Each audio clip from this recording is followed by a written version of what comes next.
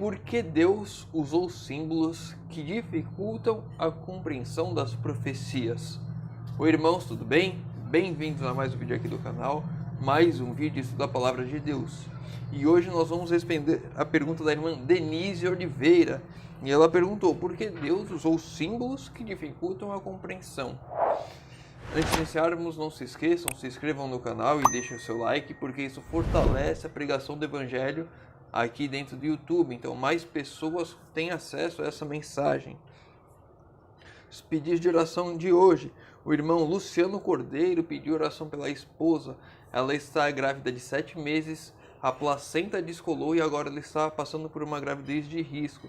Então possamos estar orando pela esposa do irmão Luciano Cordeiro. A irmã Fátima Cavaleiro pediu oração pela família, em especial pela sogra Iracema que está com câncer.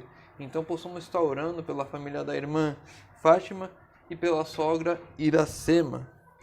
E a irmã Cida Souza pediu oração pelo pai dela que está com a diabetes descontrolada. Então possamos estar orando pelo pai da irmã Cida Souza. E vamos lá, a pergunta da irmã Denise Oliveira. Por que Deus usou símbolos que dificultam a compreensão das profecias? Deixa eu ver se aqui fica melhor a câmera. Está desfocando um pouco. Então vamos lá. Provérbios, capítulo 29, verso 18. Um verso muito conhecido. Não havendo profecia, o povo se corrompe, mas o que guarda a lei, este é feliz. Sem profecia, o povo se corrompe. As pessoas, quando elas não têm uma profecia, não têm o que esperar, não conseguem, não têm perspectiva, elas se corrompem, elas se perdem, elas deixam o caminho. Então as profecias são uma parte essencial para o povo se manter em comunhão, se manter próximo a Deus, porque nós, pecadores, sem a profecia, nós temos a não olhar para Deus, nós temos a nos afastar de Deus. Então a profecia tem o objetivo de nos aproximar de Deus. E por que essas profecias de difícil compreensão? É esse o ponto-chave. Daniel, capítulo 12, verso 4. Daniel, capítulo 12, verso 4.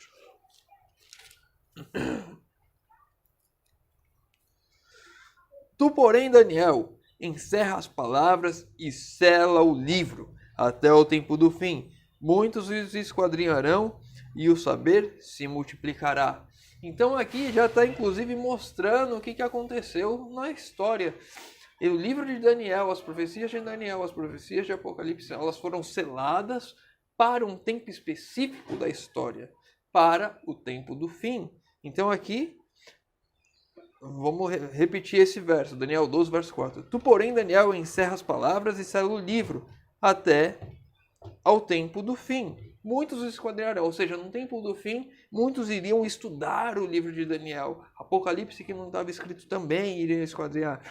E o saber se multiplicaria, ou seja, as profecias ficariam mais claras a partir desse tempo, que as pessoas começassem a estudar, que as pessoas começassem a buscar. Deus iria revelar o que estava escrito. Nós já vimos em muitos estudos aqui, no livro de Daniel, fica até bem claras as coisas, né? Porque ele fala da estátua, fala o que é cada material e fala que é um reino. Depois ele vem no capítulo, isso é no capítulo 2, no capítulo 4 ele vem falando sobre os animais que saíram das águas. Primeiro o leão, depois o urso, o leopardo e o animal terrível. E aí depois Daniel capítulo 7. Falei 4, Daniel capítulo 7. E aí depois, ainda no capítulo 7, ele já vem explicando já o que é cada animal, já que são os reinos, explica os chifres. Então, as profecias elas se explicam dentro da Bíblia. Mas o entendimento completo veio no tempo do fim, a partir de 1844, quando, vamos dizer assim, os selos de Daniel e Apocalipse foram retirados, para que pudéssemos entender e nos prepararmos para o tempo do fim, para o tempo em que estaríamos vivendo, o tempo que estamos vivendo hoje, o tempo do fim. Por que isso? Por que essa dificuldade? Por que não foi tudo tão claro desde o princípio? Vamos lá, 1 Tessalonicenses, capítulo 4. verso 17. Depois, nós, os vivos, os que ficarmos, seremos arrebatados juntamente com eles entre as nuvens para o encontro do Senhor nos ares, e assim estaremos para sempre com o Senhor. Então aqui fica bem claro o porquê disso. O apóstolo Paulo escreveu essa passagem em Tessalonicenses. Depois nós, os vivos. A profecia, desde que Cristo subiu aos ares, era: Ele irá voltar.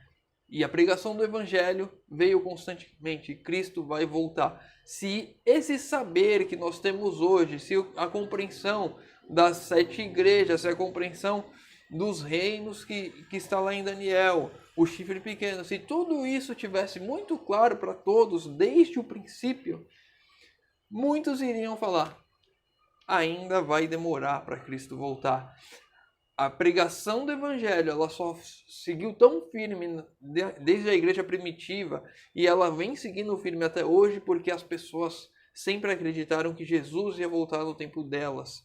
O apóstolo Paulo tinha a certeza de que ele veria Jesus voltando vivo, em vida. Aqui está bem claro: depois nós, os vivos. Então, a vontade, o desejo, a profecia de que Jesus iria voltar nos tempos dele era tão forte, o desejo de ver Cristo voltando era tão forte, que eles viviam cada instante como se Jesus fosse voltar naquele momento. Eles não podiam perder tempo, eles viviam para pregar o Evangelho, eles viviam para ver Cristo voltar nos tempos dele. E se essas profecias estivessem tão claras, eles soubessem que teria, se as 2.300 tardes de manhãs principalmente, que é a profecia mais impactante ali do livro de Daniel, se eles soubessem que ia demorar 2.300 anos, que seria no ano de 1844 que se encerraria que iria fazer a passagem de Jesus do lugar santo para o lugar santíssimo no santuário celestial, e que Jesus iria demorar mais ainda, até 1844 não era certeza de Cristo voltar. Se as pessoas tivessem essa consciência antes, naquele tempo, muitos deixariam de se entregar a Cristo, de viver por Cristo, de seguir e andar nos caminhos, porque eles iriam pensar: ainda dá tempo, ainda temos tempo, ainda vai demorar. E o motivo que nós não sabemos quando Cristo vai voltar é justamente por esse, porque se a gente soubesse que Cristo vai voltar daqui a 10 anos, ainda tem tempo. Vou viver minha vida, vou fazer o que eu quiser. E aí, quando estiver chegando perto, eu me entrego. Ou seja, as pessoas não iriam viver com a vida entregue a Deus, entregue a Cristo, se soubessem que Jesus iria demorar. Então, por isso essas profecias foram seladas. De 1844 para cá, Jesus poderia ter voltado a qualquer instante. Se nós vivêssemos como se ele fosse voltar a qualquer instante, se nós pregássemos com poder, se nós vivêssemos para pregar o Evangelho, se nós vivêssemos a nossa vida transformada com o poder transformador do Evangelho realmente, se nós deixássemos Cristo fazer morada em nós, permitíssemos ser usados pelo Espírito Santo, com certeza Jesus já teria voltado. Eu já falei isso em outro vídeo aqui já, que a irmã disse que Jesus não poderia ter voltado, mas sim, ele poderia, se vivêssemos como quiséssemos isso mesmo, se tivéssemos nos entregado completamente a Cristo.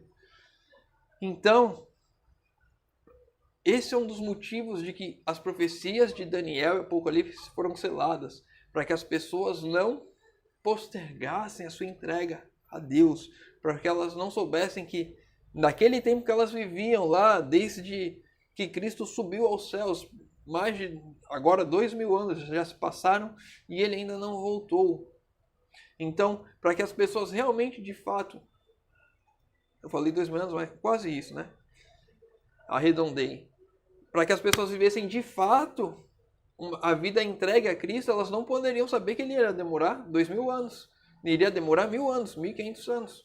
Elas não poderiam saber isso, porque a entrega seria uma entrega falsa. Ou não haveria entrega. Ia falar: depois eu me entrego. As pessoas postergam hoje porque falam que tem tempo, porque falam que ainda não saiu o decreto dominical, ainda não... E ainda, e não se entregam completamente hoje. O dia da nossa entrega é hoje. O dia que Jesus vai voltar para mim e para você é o dia que nós morremos aqui. E eu não sei o dia que vou morrer, eu não sei o dia que você vai morrer. Mas quando esse dia chegar, nossa vida já tem que ter sido entregue a Cristo. O ladrão na cruz, ele foi salvo porque ele entregou ali no último instante da vida dele. E não adianta eu entregar hoje e amanhã eu não querer saber mais de nada. A minha entrega tem que ser diária, a minha entrega tem que ser constante.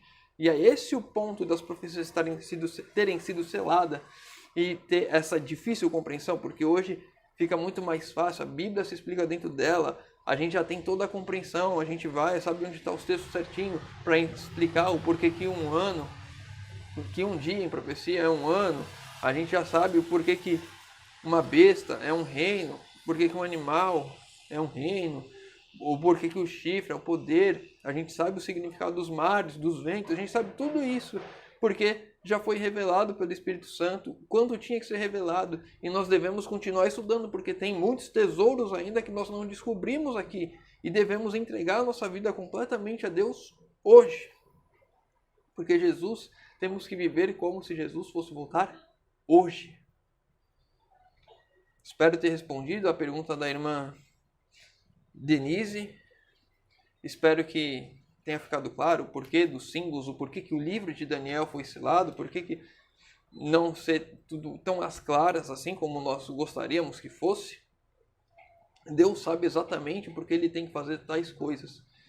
E ele fez pensando em nós, pensando em que nós nos entregássemos completamente para que fôssemos salvos verdadeiramente. Então, se você ficou com alguma dúvida a respeito desse tema, deixa nos comentários. Se você tem alguma outra dúvida qualquer, deixa nos comentários também. Se tiver pedido de oração, deixa nos comentários. Eu estou sempre lendo, respondendo e orando por todos. Convido os irmãos agora que puderem fechar os olhos para falarmos com Deus. Senhor Deus, Pai amado, obrigado, Senhor, porque mais uma vez temos a oportunidade de abrir a Tua Palavra. E dessa vez, Pai, de entender o porquê, o quão zeloso que o Senhor é por nós, Senhor amado, porque até nesse ponto o Senhor não nos revelou exatamente todas as coisas desde os princípios, o Senhor veio revelando aos poucos, o Senhor tem nos mostrado o caminho, porque a nossa entrega tem que ser total, Senhor amado, e o Senhor conhece o nosso lado pecaminoso, o nosso lado que gosta de deixar tudo para a última hora, Senhor amado. Pai querido, que o Senhor entre em nosso coração, que o Senhor deixe o Espírito Santo habitar e trabalhar em nós, que nós possamos deixar o Espírito Santo habitar e trabalhar em nós, Senhor amado, para que possamos viver uma entrega total a Ti, possamos fazer a nossa parte, Senhor amado, usar os nossos dons, os nossos talentos, para pregar o Teu Evangelho, Senhor, para que Jesus volte logo, possamos salvar o máximo de pessoas possível e nos salvar também, Senhor amado. Pai querido, te pedimos isso em nome de Jesus. Amém. Meu irmão, fica com Deus e que Deus te abençoe.